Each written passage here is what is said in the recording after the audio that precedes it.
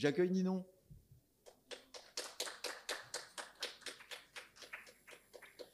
Bonsoir à tous et toutes. En effet, on va un petit peu sortir de la thématique très hôtelière et très immobilière pour aller plutôt vers le tourisme comme on l'entend un peu dans les imaginaires. Et on va parler notamment de culture. Alors, un touriste aujourd'hui, qu'est-ce qu'il fait dans une destination quand il voyage? Il va à la plage, il va visiter un musée, il va pouvoir aller à une conférence comme la CITA, il va pouvoir aller dans un événement comme la Cannes pour voir des matchs. Des choses qui sont spécifiquement tournées vers le touriste. Mais il existe aussi des formes de culture qui ne sont pas spécifiquement créées pour être des produits touristiques et qui pourtant valorisent des destinations. C'est le cas des arts, de l'artisanat, de la gastronomie, d'autres formes d'art aussi comme la mode. Et donc cette session va présenter des témoignages, donc ce n'est pas vraiment un débat, c'est plutôt sous forme de témoignages, d'acteurs qui sont très différents. Donc aucun d'eux n'est un artiste ou un artisan ou un créateur ou un chef cuisinier. Et pourtant, tous, ils œuvrent à promouvoir ces formes de culture pour valoriser une destination touristique. Donc je vais les appeler ici pour qu'ils puissent venir s'installer. Donc Madame la ministre Amatou Mouna, présidente de Diaspora Kitchen et ancienne membre du gouvernement du Cameroun.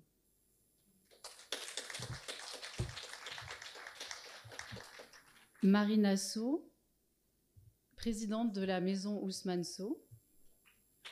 Où vous voulez.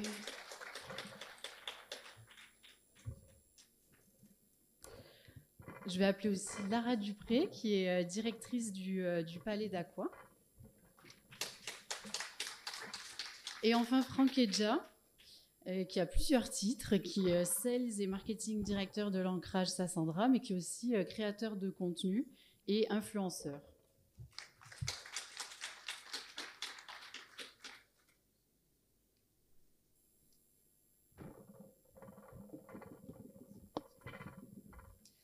Donc, comme je l'ai dit, donc on a des acteurs qui sont très différents, mais qui œuvrent à un objectif, on peut dire, commun, avec plusieurs façons donc, de valoriser la culture.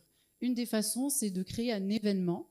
Donc, je vais commencer par Madame la ministre, qui est donc ancienne membre du gouvernement du Cameroun et qui travaille aujourd'hui à la Commission nationale pour la promotion du bilinguisme et du multiculturalisme à la présidence de la République et qui est présidente de Diaspora Kitchen. Donc le festival Diaspora Kitchen, Madame la ministre, qu'est-ce que c'est, où ça se passe? Expliquez-nous un peu. Alors merci, je vais un peu dévier pour dire merci à Laetitia qui me prend peut-être une semaine avant cet événement, et puis à toi, Ninon, et à toute l'équipe qui, en quelques jours, on a pu arriver ici. Je voudrais dire merci, l'efficacité de l'équipe et tout le reste. Merci. Alors, de quoi s'agit-il? Diaspora Kitchen, en fait, est un événement avec la problématique suivante à résoudre. C'est-à-dire, nous avons des chefs africains, mais qui ne sont pas certifiés. Ils font des formations dans l'art culinaire, mais il n'y a aucune certification dans le domaine de l'art culinaire africain. Alors, en posant ce problème, il fallait créer une plateforme. La petite expérience que j'ai eue étant ministre des Arts et de la Culture, j'ai beaucoup voyagé et j'ai voyagé souvent avec des chefs et il y avait ce problème de reconnaissance sur le plan structurel de leur qualification en tant que chef. Alors, je mets cette plateforme en marche, Diaspora Kitchen à Mwanko. Mwanko est un petit village balnéaire qui a pour histoire l'esclavage, l'entrée de la colonisation et la résistance. 60 km de plage, sable blanc, des mangroves, un environnement encore vierge, pas du tout entamé par la pollution, etc. Alors, je décide d'implanter Diaspora Kitchen à Mwanko. Et Diaspora Kitchen fait venir 10 grands chefs de la diaspora afrodescendante des États-Unis, parce que, à mon humble avis, il faut absolument mettre en vue cette cuisine africaine qui n'est pas codifiée, qui n'est pas normalisée, qui n'est pas standardisée. Donc voilà un peu le défi de l'événement qui se déroule en 2-3 jours, avec la première journée qui est protocolaire.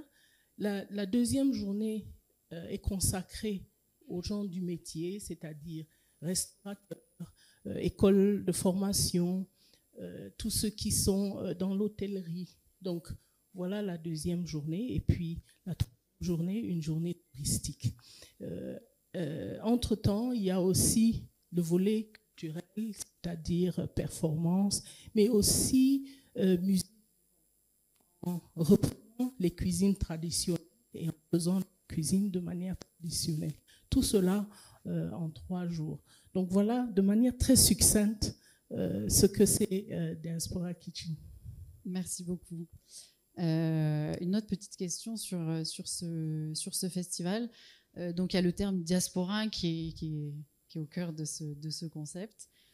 En quoi, pour vous, il est important de mélanger les apports de la diaspora et les apports de chefs locaux, à la fois donc, dans peut-être une forme aussi de modernisation de la cuisine africaine, et aussi avec cette finalité que vous avez évoquée de normalisation et de certification de la cuisine? Alors, nous avons en vue aussi la création d'une école qui permettra au finish de certifier les chefs qui seront partis des écoles de formation. Et puis ensuite, vous avez besoin de ceux qui ont non seulement l'expérience, mais qui ont pignon sur rue en tant que chef et qui ont déjà fait des recherches sur le plan culinaire, d'approuver. Nous avons aussi un partenariat avec l'OAPI, qui est l'Organisation africaine de la propriété intellectuelle. Donc, toute cette alchimie, et je vais un peu extrapoler en disant que créer une petite ville. Pourquoi? Parce que l'Afrique, c'est 54 pays. Alors, vous allez faire une école qui certifie et on se retrouve dans un projet où il faut créer une petite ville tout autour de cela. Il faut un laboratoire, il faut tirer des gens. C'est vraiment une petite ville touristique avec une histoire. J'aurai l'occasion de le développer à ceux qui sont intéressés. Je ne veux pas monopoliser la parole. Très bien, merci beaucoup. Dernière question sur... vous disiez que donc, la cuisine africaine est une plateforme pour la diplomatie. Alors peut-être qu'en tant qu'ancienne ministre des Arts et de la Culture du Cameroun, vous pouvez nous dire un peu ce que vous entendez par là? Oui, j'ai eu beaucoup de missions auprès des Nations Unies, je pense de manière très concrète et spécifique. Plusieurs missions, plusieurs représentations. Celle qui me vient tout de suite à l'esprit, c'est la célébration de la journée de l'esclavage. Et à cette occasion, je voyage avec un chef et je fais découvrir les plats du Cameroun, plus spécifiquement. Et c'est intéressant ce qui se passe à ce moment-là. C'est un peu comme un tableau d'art qui est apprécié sans complexe, sans préjudice, mais parce que c'est beau. Dans le cas de l'art culinaire, parce que c'est bon. Et la cuisine camerounaise a quelque chose peut-être de particulier, je ne sais pas. Mais ça m'encourage aussi à aller vers d'autres cuisines, la cuisine africaine. Donc, je pense aussi que l'aliment est quelque chose de très important dans nos vies, très important dans notre environnement. Et donc, je pense que l'apprendre au sérieux, c'est aussi quelque chose qui a un potentiel énorme pour le partage, pour le vivre ensemble et la rencontre des cultures. Voilà. Tout à fait, merci. Et c'est vrai que donc, quand on visite une nouvelle destination, on veut goûter le plat national, on veut connaître les pratiques culinaires locales. Donc c'est vraiment un partie prenante de l'expérience touristique de chacun. Merci beaucoup, Madame la Ministre. Je vous remercie. Un autre exemple d'événement qui permet de valoriser une forme de culture. Je vais me tourner vers Lara Dupré. L'Africa Fashion Day, est-ce que tu peux nous en parler, nous en dire 2 mots? Bien sûr, merci beaucoup Ninon, merci pour la question. Je suis très heureuse d'être là aujourd'hui et permets-moi d'abord de faire une petite introduction. Donc pour la petite histoire, il y a 9 ans, lorsque je rentrais à l'Institut Paul Bocuse, on nous demandait d'écrire sur une feuille de papier quel serait notre dream job. Et pour moi, c'était de construire une chaîne hôtelière en Afrique. Donc aujourd'hui, la thématique qui a été choisie, donc l'Afrique en grand, c'est une thématique qui est honorable parce que je t'avoue qu'à l'époque, tout le monde en riait. C'est-à-dire personne ne comprenait pourquoi est-ce que je voulais retourner dans mon continent, pourquoi est-ce que je voulais construire des hôtels en Afrique et plus particulièrement en Côte d'Ivoire. C'est vrai que depuis ce matin, on parle de beaucoup de sujets.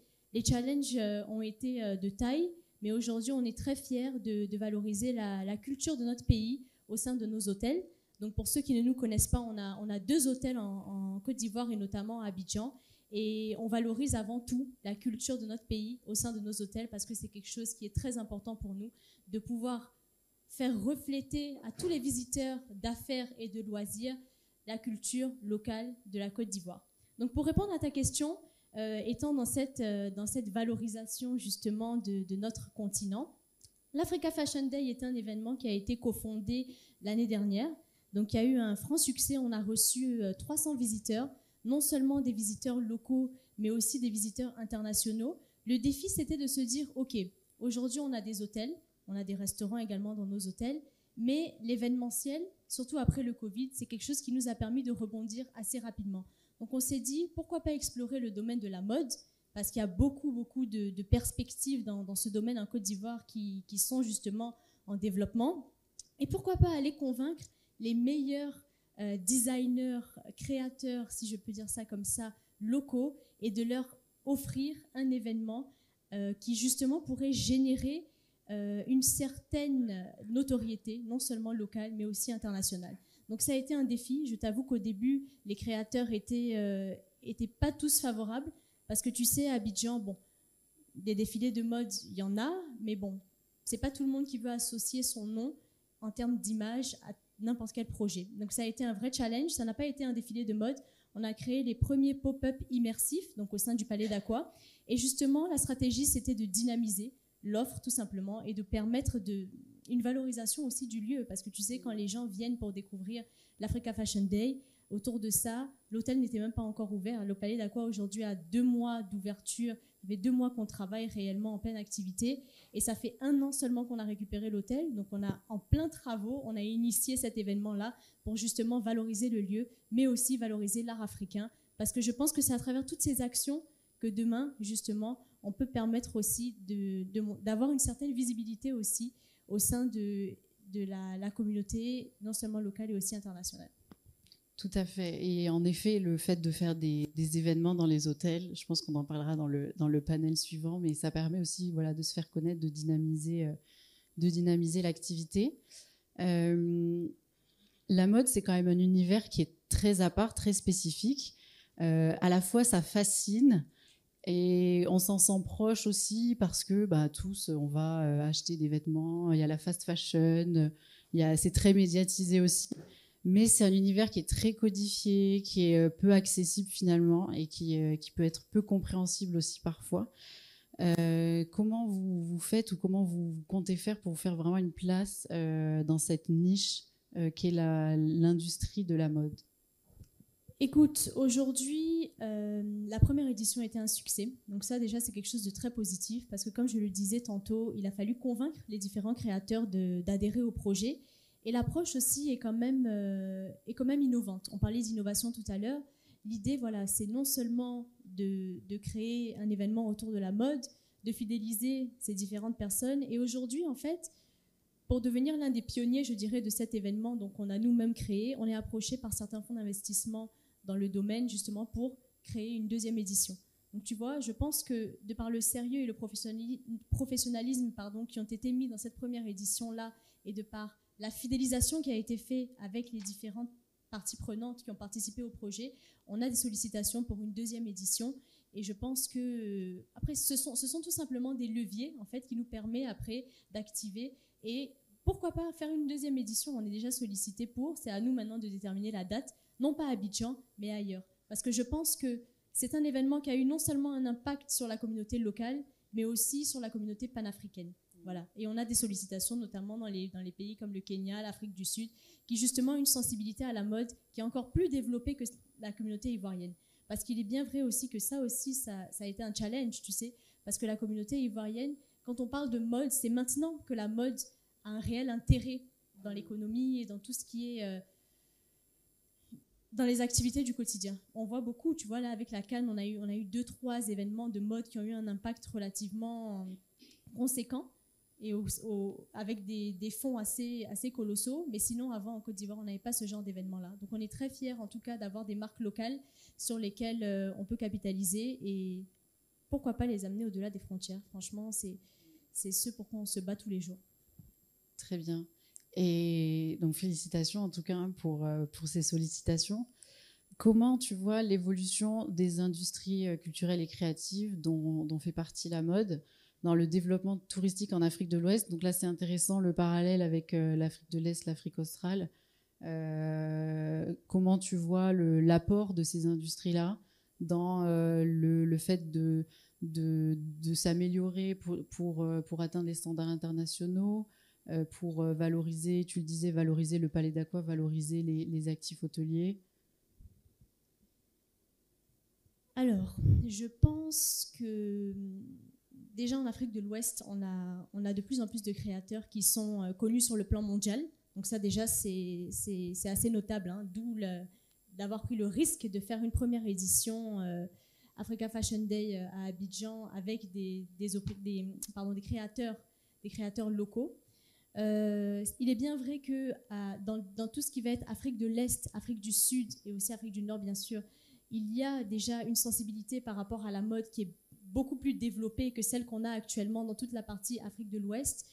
Il y a des fonds, il y a des fonds spéciaux qui sont débloqués par rapport à ça. Si, par exemple, pour les investissements, je me rappelle que quand on essayait de faire des levées de fonds justement pour financer Africa Fashion Day l'année dernière, il y a très peu d'organismes qui nous ont soutenus, tu vois. Alors que je sais qu'au Nigeria, en Afrique du Sud, avec toutes les recherches et les études de marché qu'on a faites en amont, on s'est rendu compte qu'il y avait pas mal de fonds qui étaient débloqués justement pour ce genre d'activité. Donc je pense que pour une deuxième édition, pour répondre à ta question de manière très concrète, il serait très intéressant de continuer de le faire en Afrique de l'Ouest parce qu'il y a énormément de perspectives à explorer et justement pour continuer de mettre la lumière sur cette partie du monde-là. Parce que comme le disait Madame tout à l'heure, c'est un pays riche au sein duquel il faut vraiment continuer de faire valoir tout ce qui est culturel. Mais voilà, après, dire aujourd'hui qu'on va aller en Afrique du Sud ou en Afrique de l'Est pour faire une deuxième édition, je ne pense pas que ça ait son sens parce que comme je disais tout à l'heure, aujourd'hui, nous, dans l'idée, que ce soit au sein de nos hôtels, mais aussi de toutes les actions en termes d'événementiel qu'on met en place, c'est de mettre avant tout la lumière sur l'Afrique de l'Ouest, l'Afrique subsaharienne, pour laquelle, en tout cas, on attache une attention particulière. Très bien, merci beaucoup Lara. Nous allons passer à notre troisième témoignage qui est incarné dans un lieu. Donc je vais me tourner vers Marina So, qui va nous parler de l'espace écoculturel Ousmane So. Donc je te laisse la parole pour présenter ce projet. Donc bonsoir à toutes et tous.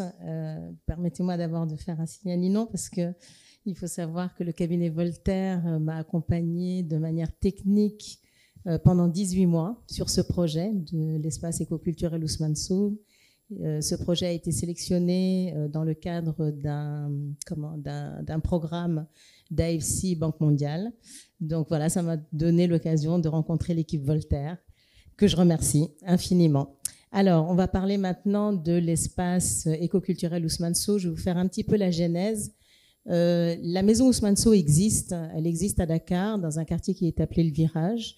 Je vais aussi parler un petit peu quand même de l'artiste, donc Ousmane So, sculpteur et académicien, qui nous a quittés en 2016. Sa maison, qu'il a conçue quasiment au même titre que ses œuvres, a été transformée à sa disparition en musée. Elle accueille aujourd'hui une quarantaine d'œuvres originales, une maison qui fait partie un petit peu des maisons emblématiques d'artistes. régulièrement visité par les gens les personnalités qui viennent à Dakar. Sauf que pour ceux qui sont venus récemment à Dakar, vous avez pu constater l'environnement. Voilà, Dakar est une presqu'île. On est en train d'en faire une forêt de béton. Et c'est ce qui m'a amené donc à repenser cette maison. Je suis la fille de l'artiste et donc je me suis dit que c'était pas possible de rester dans cet environnement. Donc nous déménageons. Et quand je dis nous déménageons, c'est qu'on déménage vraiment, puisque l'espace culturel éco-culturel Ousmane Sow va être transféré à Ndayane.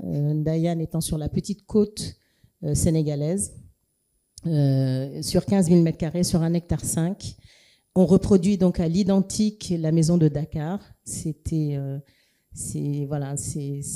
une façon de dire que bon, on n'abandonne pas complètement la maison qu'il a conçue. Elle va être au cœur donc de cet espace qui va comprendre en fait, donc au cœur du système la maison reproduite et après bien sûr des ateliers d'artistes, salles d'exposition, salles de conférences, deux laboratoires. Alors pourquoi éco-culturel?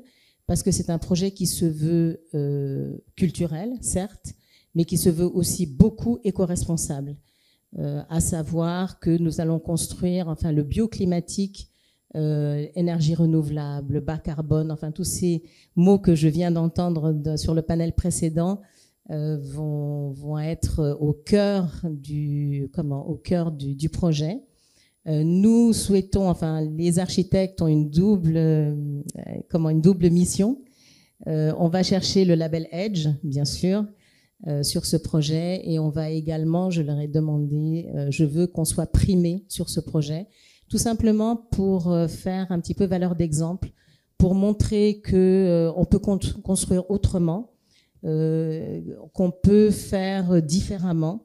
Voilà, nous aujourd'hui on est contraints de déménager de Dakar parce que voilà le béton, la climatisation, enfin toutes ces choses qui on en parlait au déjeuner, qui malheureusement font partie intégrante des constructions que l'on voit, que ce soit à Abidjan, à Dakar, il n'y a pas grande différence.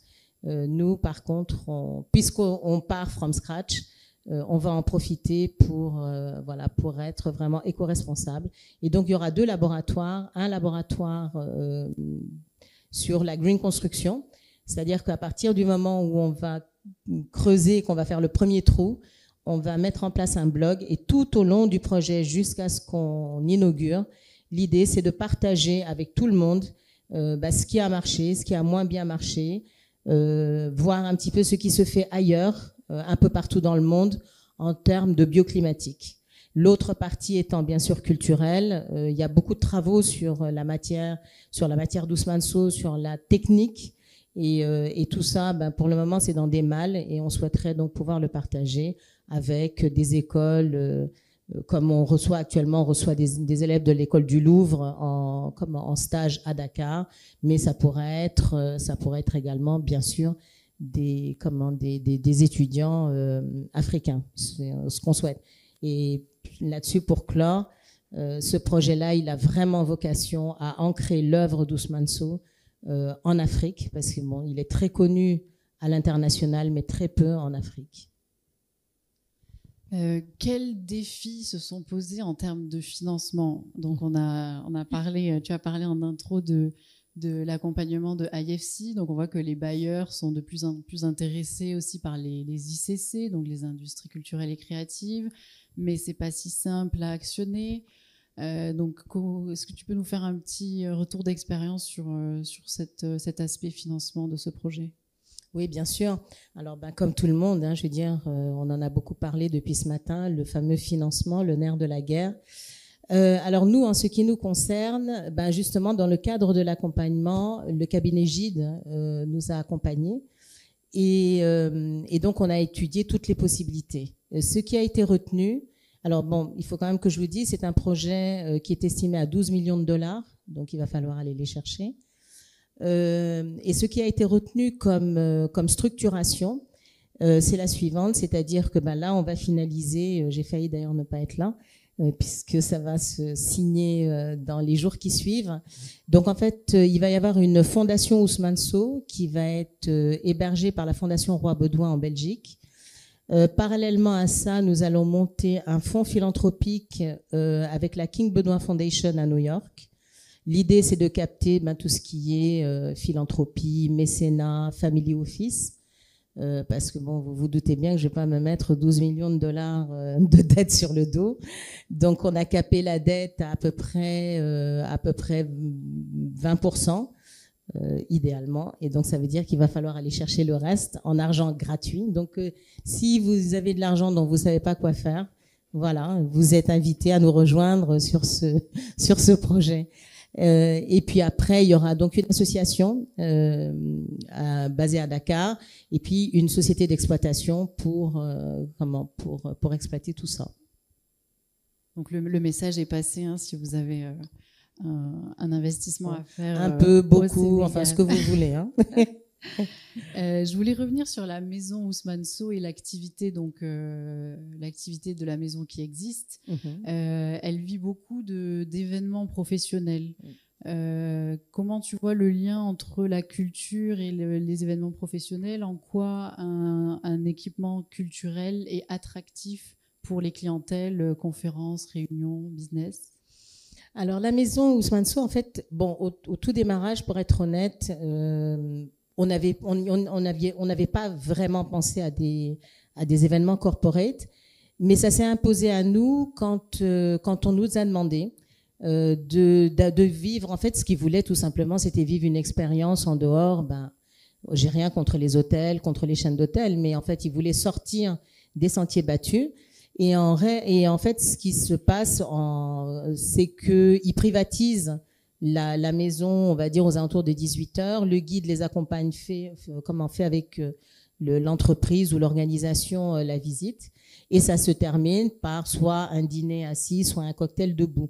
Et très sincèrement, ça fonctionne bien. Et c'est assez curieux parce que c'est un peu ce qui m'a amené dans un premier temps à me dire que la maison était trop petite pour accueillir la demande. Bon, Covid étant passé par là, mais voilà, il est derrière nous maintenant, enfin j'espère. Et donc l'idée première, c'était d'agrandir, donc d'acheter des terrains qui étaient aux alentours. Mais il y a une telle boulimie foncière actuellement au Sénégal que bon, on s'est dit mais on va partir, on va déménager, on avait ce terrain-là. Et c'était vraiment parce que la demande était là et qu'on n'arrivait pas véritablement à satisfaire. Aujourd'hui, la maison Ousmane Sow, c'est 1200 mètres carrés de salle d'exposition, mais c'est une cour qui fait tout au plus 300 mètres carrés, enfin oui, quand on est là. Et donc, elle peut accueillir en dîner assis une 60aine de personnes et en cocktail debout une 100aine. Donc, c'était pas vraiment suffisant. Mais on a accueilli pas mal de belles organisations, des gens qui avaient vraiment envie de vivre une expérience un peu unique, quoi. C'est ça. C'est intéressant de voir donc l'intérêt des lieux atypiques pour faire de la Réunion, du maïs. Et il y a une vraie demande, je pense en effet, sur Dakar et Abidjan aussi. Je profite que tu sois notre Dakaroise du panel. Est-ce que tu peux nous dire 2 mots de la Biennale d'art contemporain de Dakar? Alors, elle se prépare, malgré le fait que nous faisons actuellement la une de beaucoup de... Pas très réjouissante, mais bon, de toute façon, la Biennale, elle aura lieu parce que c'est ça l'avantage des artistes, c'est qu'ils sont, voilà, ils sont out of the box et les choses se déroulent et on verra bien qui arrivera le 2 avril, le 2 juin. Voilà, on est au-dessus de tout ça.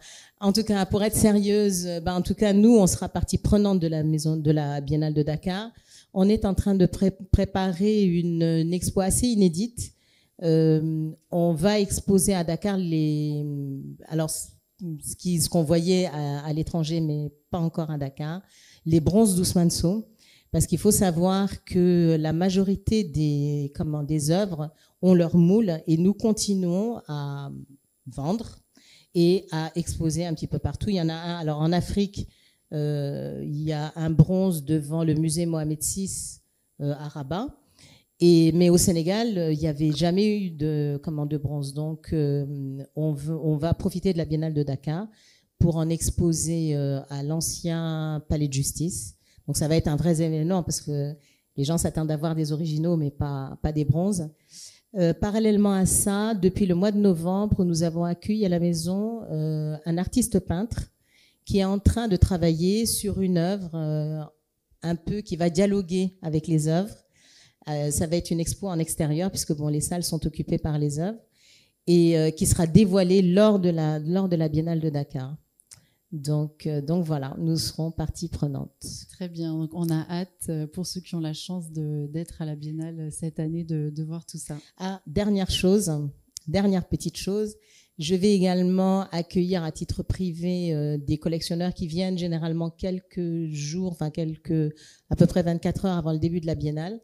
On va les recevoir donc à la maison Ousmane Sow autour d'un petit événement et on va leur faire visiter la maison.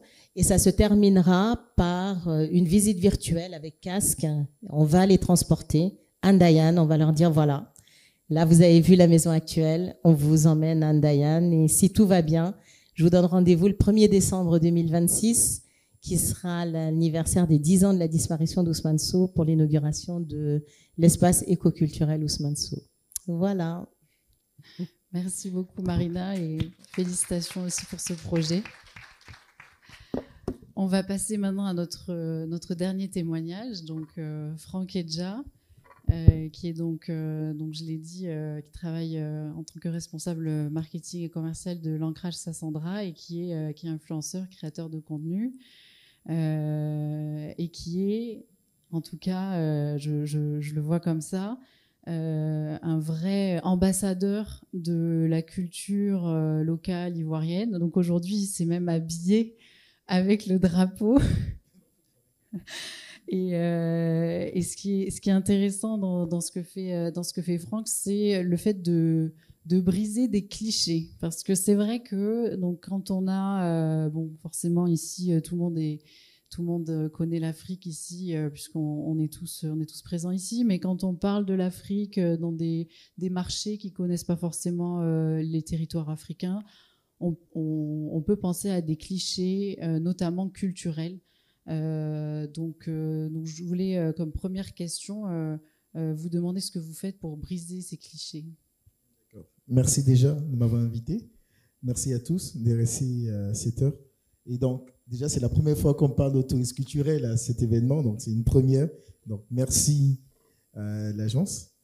Alors, et je porte une tenue sénégalaise. C'est un Sénégalais qui pensait qu'il allait gagner la Côte d'Ivoire, qui m'a fait cette tenue-là. Mais finalement, on est champion. Donc, les clichés, comment briser les clichés sur les destinations africaines? Déjà, il faut les catégoriser et les distinguer. Le cliché le plus, je dirais, le plus répandu, c'est le cliché de la sécurité en Afrique. Parce que nous qui avons des agences de tourisme, on entend ça très souvent. Mais est-ce que c'est safe? Est-ce qu'il n'y a pas de guerre? Parce que les médias, quand même, dépeignent l'Afrique, les pays africains, comme des pays marqués par des conflits, la pauvreté, la famine, l'insécurité et autres. Et pour briser, par exemple, ce cliché-là, comme tout autre d'ailleurs, hein, il faut communiquer énormément sur la stabilité de nos pays africains et sur les villes. Parce qu'il peut y avoir effectivement des petits conflits, je ne vais pas utiliser le mot conflit, des petits problèmes dans une ville, mais ce n'est pas tout le pays et ce n'est pas toute l'Afrique où il y a des conflits. Aussi, lorsque vous regardez la liste des pays avec l'indice de criminalité, l'Afrique n'est pas le premier. Les pays africains ne sont pas les premiers. Il y a plus de... Exactement, il y a plus de fusillades aux États-Unis, au Brésil, qu'à Abidjan ou à Bamako ou à Dakar. Et donc, je pense que tout est une question de communication et de comment est-ce qu'on brande et on communique les destinations africaines. Et c'est à nous, en tant qu'Africains et en tant que créateurs de contenu, influenceurs et ambassadeurs du tourisme de nos différents pays, de communiquer sur les réalités sur le terrain. L'Afrique, c'est safe. L'Afrique, c'est un continent très accueillant où il n'y a pas de soucis. Et ça, c'est l'un des premiers clichés. Le deuxième cliché, qui est lié directement à la culture, c'est cette pensée d'uniformité culturelle. On entend souvent, tu reviens d'Afrique, tu parles africain, Tu as mangé africain? Ils ne savent pas que l'Afrique, ce n'est pas un pays. C'est un continent de plus de 54 pays. Mais juste la Côte d'Ivoire, on a plus de 60 ethnies. Le Cameroun, plus de 200 ethnies, si je ne me trompe pas. Et donc, du nord au sud, de l'est à l'ouest en Afrique, il y a énormément de différences et une variété culturelle qu'il faut communiquer. Et donc, briser ce cliché d'uniformité-là, c'est valoriser toutes les ethnies, toutes les cultures, à travers leur musique, à travers leur mode, à travers leurs traditions, grâce au digital, grâce aux médias qui sont à notre disposition aujourd'hui.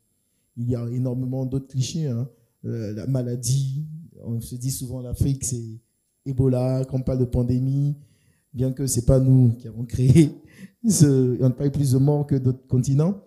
Et donc, il faut aujourd'hui communiquer sur le tourisme médical en Afrique. Des destinations comme l'Afrique du Sud, le Maroc, l'Algérie, la Tunisie et même la Côte d'Ivoire mettent en avant des infrastructures. Et on connaît énormément de progrès dans le domaine du secteur médical. Donc, il faut aussi communiquer là-dessus. Voilà. Donc, la communication au cœur de la stratégie pour briser ces clichés. Dans les pratiques de marketing, comment est utilisé l'adjectif africain, culture africaine, art africain, cuisine africaine? Est-ce que, selon vous, la perception de cet adjectif a changé dans les dernières années? Est-ce qu'il y a une valorisation globale de l'image de l'Afrique dans son ensemble, ou en tout cas dans ce qu'elle véhicule? Effectivement, depuis quelques années, comme je dis encore, grâce au digital, puisque à l'ère du digital, tout est viral, on arrive à changer le narratif, le storytelling sur nos destinations, sur l'art africain, sur la cuisine africaine. Je donne un exemple. Ceux qui connaissent bien la Côte d'Ivoire connaissent aussi le garba. Pendant longtemps, le garba, ça a été, on va dire, c'est la nourriture, on prend quand on n'a pas trop d'argent, c'est pas forcément le plat luxueux en Côte d'Ivoire. Mais aujourd'hui, ça redevient une référence. Juste pendant la CAN, le nombre de contenus autour du garba, pour ceux qui ne connaissent pas le garba, c'est juste de la tchéké avec du poisson de thon salé. On découpe les oignons et autres, c'est très simple, mais ça fait la réputation de la Côte d'Ivoire hors du continent africain. Donc, c'est juste à partir de la communication, des différentes identités qu'on arrive à créer, que ce soit sur les différentes plateformes du méta, que ce soit sur TikTok, à travers un réel, à travers une photo juste en live, on change les perceptions des gens sur l'Afrique. Et ça, on peut le répliquer dans tous les différents secteurs, que ce soit la mode, que ce soit le cinéma, que ce soit la musique ou même l'art. Et est-ce que vous avez des exemples réussis, des success stories de pays africains qui ont misé sur la culture dans leur stratégie de promotion? Il y a des exemples très simples. Vous avez le Maroc, vous avez le Ghana. Je vais prendre le Ghana tout à côté ici. En 2019, ils ont lancé The Year of Return, donc l'année du retour. Et ça a créé un pont entre les afro-descendants et les habitants du Ghana. Et ça a permis de mettre en valeur toute l'histoire de l'esclavage, que ce soit sur les villes comme Cape Coast et même Accra. Ça a permis de mettre en avant la culture Ashanti, puisque c'est eux qui accueillaient réellement tous ces afro-descendants-là dans leurs différentes villes. Il y a eu plus de 2 millions de personnes qui sont juste venues durant cette période-là. Et depuis 2019, aujourd'hui, le Ghana est la référence lorsqu'il s'agit de fêter décembre en Afrique. Tout le monde va au Ghana. Ils ont créé des concepts comme l'Afro Nation, l'Afrochella et autres autour de Year of Return. Juste un concept. Et tout le monde va à Accra. Je pense que ça, c'est l'exemple parfait. Vous avez Visit Rwanda, au Rwanda à côté ici, qui, lorsque vous tapez sur hashtag, vous avez énormément de contenu, que ce soit sur la faune, la biodiversité rwandaise, sur le développement économique, social et culturel du Rwanda, et nos frères du Maroc. Donc, le Maroc a utilisé, je dis, sa culture comme pilier de son activité touristique. Lorsque vous pensez Maroc, vous pensez à toutes ces villes royales, Marrakech et autres. Donc, il y a énormément de pouvoir autour de la culture et ça permet de générer des fonds, des revenus pour tous les différents acteurs de la chaîne. Voilà. Et comment, selon vous, la Côte d'Ivoire peut se positionner en termes de country branding comme ces pays que vous avez cités? La Côte d'Ivoire, je pense qu'aujourd'hui, le gouvernement il a compris à travers le projet Sublime Côte d'Ivoire. Et donc, il faut investir dans les différentes industries créatives comme la mode, l'art, le cinéma, la musique, parce que c'est le soft power. Au travers de ces différents segments, on peut influencer le comportement des téléspectateurs, des acteurs, de la population. Il faut aussi participer à la préservation du patrimoine culturel. Donc, créer des musées, investir dans des centres de formation artistique, dans des maisons comme la maison Ousmane Sow, qui valorise l'art, voilà. Et aussi, l'un des points les plus importants, c'est sensibiliser et former des communautés à la préservation et à l'importance de leur culture, pour qu'ils restent très authentiques. Et justement, ces traditions culturelles-là, elles peuvent avoir tendance à se perdre. Donc, selon vous, quels sont les leviers pour faire perdurer ces traditions qui font partie d'un patrimoine culturel? C'est une très belle question. Déjà, je vais utiliser l'exemple de l'ancrage. Déjà, pour ceux qui ne connaissent pas l'ancrage, c'est le premier écologe de luxe en Côte d'Ivoire qui va s'installer à Sassandra. Et au-delà d'être un écologe, c'est un point, c'est une plateforme de ressources. C'est une plateforme dans laquelle vous venez et vous êtes ancré à l'essentiel. Ancré à l'eau, ancré à la terre, ancré à la culture. Donc, on va parler partie culture. Et dans notre objectif, on a voulu mettre en place une immersion culturelle dans les peuples autour qui vivent sur la côtière. Donc, lorsque vous venez à l'ancrage, c'est pas que pour dormir. Vous venez comprendre c'est quoi la culture néo, c'est-à-dire le peuple de Sassandra. Qu'est-ce qu'ils mangent? Comment ils s'habillent? Comment ils dansent? C'est quoi leur histoire? C'est quoi l'histoire de Sassandra? Donc, l'idée ici, pour faire perdurer et transmettre le potentiel culturel, il faut l'inclure dans les expériences touristiques des voyageurs. Il faut concevoir tous des circuits qui comportent une découverte gastronomique, une découverte du patrimoine de l'esclave mémorial, une découverte artistique des différentes destinations, et que le voyageur puisse repartir chez lui avec quelque chose de plus fort. Je dis souvent que le tourisme balnéaire, pas qu'il n'apporte rien à nos destinations africaines, mais on peut le retrouver aux Bahamas, aux Seychelles. Le divertissement, il est identique. Abidjan est le plus doux, mais Cotonou aussi est doux, Bamako est doux, Douala est encore plus doux. Et donc, Dakar est très doux. Dakar est très doux. Donc, qu'est-ce qui retient un touriste? C'est la culture. C'est l'identité de la destination dans laquelle il part. Donc, c'est ce qu'il va retenir lorsqu'il retourne chez lui. J'étais à Abidjan. Le peuple est accueillant. Le peuple est ceci. On a mangé telle nourriture qui revient.